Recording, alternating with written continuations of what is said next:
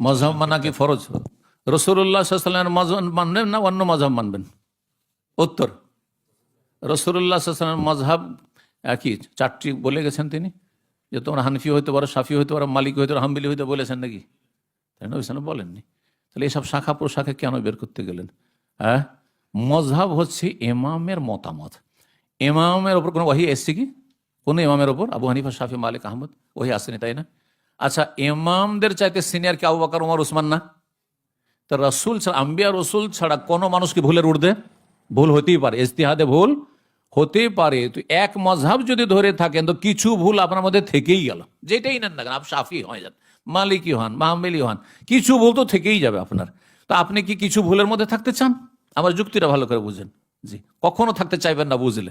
তাহলে আপনি কি করতে, চারটির সমন্বয়ে যেটা মজহাব খালেস সহি শুদ্ধ, সেটা হচ্ছে রসুল্লাহ মজহাব। ওই মজহাব আমরা মানি, মজহাব মানি না নয়, কিন্তু আমরা চারটির একটা মানবো, তিনটাকে ছেড়ে দেবো, এটা করি না। চারটির সমন্বয়ে যেটা বেশি বলিষ্ঠ মত, যেটা দলিল সম্মত, সেটাকে মানি। এটি হচ্ছে রসুল্লাহ সব ছেড়ে যাওয়া মজহাব।